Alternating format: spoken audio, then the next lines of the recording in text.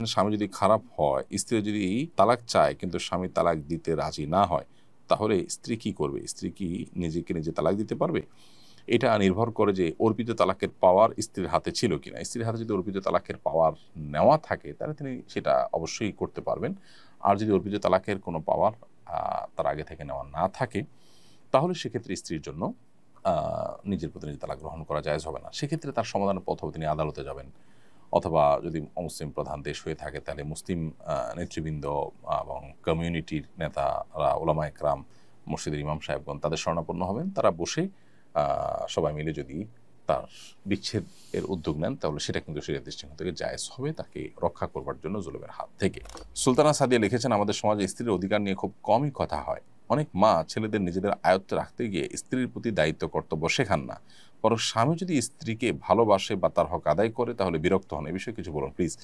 ইসলাম আমাদের প্রত্যেককে যার যার দায়িত্বের উপরে সচেতন হতে বলেছে, সেটা মা হন, স্ত্রী হন, স্বামী হন, বা স্ত্রী হন, বাবা হন, ছেলে হন, সবার জন্য প্রযোজ্য। অতএব আমরা আজকাল যতটা অধিকার সচেতন ততটা কর্তব্য সচেতন নন। যে মা ছেলে তার হক আদায় করে সে ব্যাপারে তিনি সচেতন, সেই মা একইভাবে ছেলের প্রতি তার কর্তব্য কি সেটার পরেও তিনি সচেতন হতে হবে। তো এটার জানাশোনা নাই, আলোচনা নাই। এজন্যই কিন্তু আমাদের সমাজে আজকে দুরবস্থা। আমরা ইসলামটাকে সঠিকভাবে বোঝা, জানার চেষ্টা, শেখার চেষ্টাটুকু বেশিরভাগ মানুষই কিন্তু করি না, নিজেদেরকে মুসলমান আমরা দাবি করছি। সেজন্য আমাদের এই অধঃপতনটা আমরা দেখতে পাচ্ছি। একটি মেয়ে বাড়ি থেকে পালিয়ে বিয়ে করেছে, এজন্য তার পিতা তাকে ত্যায্য করেছেন। সন্তানকে ত্যায্য করার বিধান সম্পর্কে ইসলাম কি বলে? ইসলামে আসলে সন্তানকে ত্যায্য করবার কোনো বিধান নেই। ত্যায্য করা মানে হলো সম্পর্ক ছিন্ন করা, আত্মীয়তার সাথে সম্পর্ক ছিন্ন করা। এটা শরীয়তে হারাম। কোনো অজুহাতে, কোনো যুক্তিতে, কোনো কারণেই সম্পর্ককে ছিন্ন করা, বিশেষ করে রক্ত সম্পর্কেও ছিন্ন করার কোনো সুযোগ নেই। সে ভিডিওটা আমাদেরও দেখার সুযোগ হয়েছে, আমরাও দেখেছি যে বাবা এবং মেয়ে দুজনেই সানন্দে এবং স্বেচ্ছায় একে অন্যকে ত্যাগ করে চলে যাচ্ছেন। এর চেয়ে দুর্ভাগ্যজনক আর কিছু নেই। তাদেরকে আমরা অনুরোধ করব তারা যেন আল্লাহকে ভয় করেন, নিজের ইগো, নিজের জেদ, নিজের খেদ, এই সব কিছুকে আল্লাহর নির্দেশের সামনে কোরবানি করে দেন।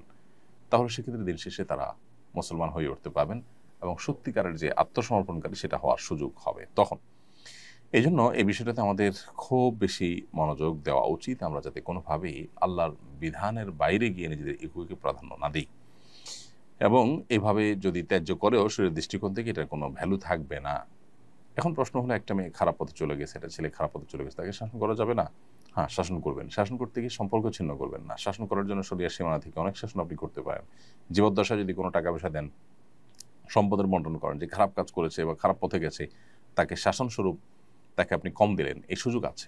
একজন ভালো কাজ করেছে তাকে একটু বাড়িয়ে দিলেন, সে সুযোগ আছে। অতএব আপনি সে সমস্ত পথগুলো অবলম্বন করতে পারেন, কিন্তু তাকে ত্যায্য করে, আত্মীয়তার সম্পর্ক ছিন্ন করে আপনার এই জেদ মেটাবার সুযোগ কিন্তু নেই। ভাই, কাবিননামার 18 নম্বর পয়েন্টে যে শরিয়া বিরোধী একটা বাধা আছে, সেটা কিভাবে দূর করব?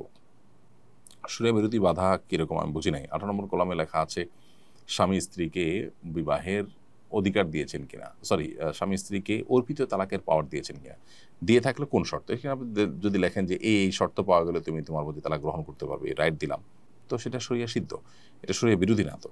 হ্যাঁ, অনেক কাজী বা যারা বিবাহ নিবন্ধন করে, রেজিস্ট্রেশন করেন, তারা অনেক সময় উল্টাপাল্টা করে তাদের নিজের থেকে লিখে দেন। এখানে ছেলেদের দায়িত্বশীলতা দেখতে হবে তারা কি লিখছেন না লিখছেন, এবং সেটা তাকেই ঠিক করতে হবে কি শর্ত তিনি দিবেন বা না দিবেন। আফরান আওয়ার এআডি থেকে আপনি লিখেছেন, কাবিনের টাকা বিয়ের সময় যা নির্ধারণ করা হয়েছে পরবর্তী পুনর্নির্ধারণ করে বাড়ানো বা কমানো যাবে কিনা।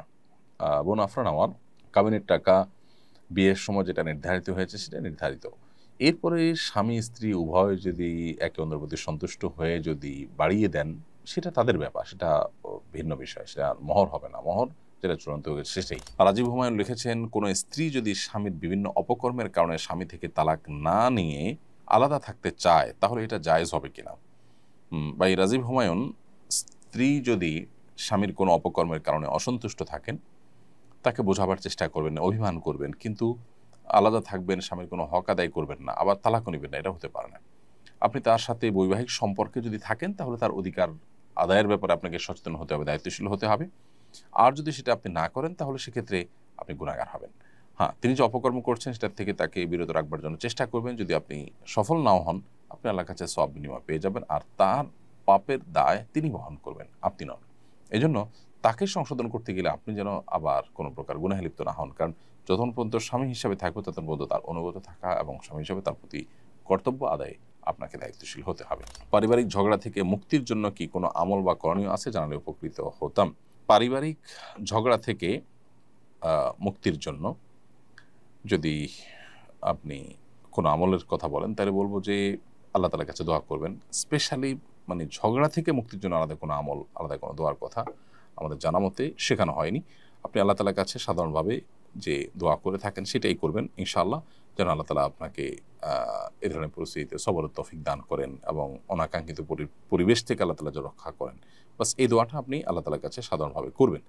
এর বাইরে আলাদা করে আসলে কোনো দোয়ার কথা কোরআন হাদিসে কোথাও বলা হয়েছে বলে আমার জানা নেই। আপনি শুধুমাত্র সেই সাধারণ যে দোয়া সেটাই যথারীতি আল্লাহ তাআলার কাছে নিবেদন করবেন। এশা ইসলাম লিখেছেন, পিরিয়ডের রক্ত শেষ হয়ে গেছে, রাতে রক্ত দেখলাম না, আবার সকালে দেখি, এরকম ক্ষেত্রে নামাজের বিধান কি?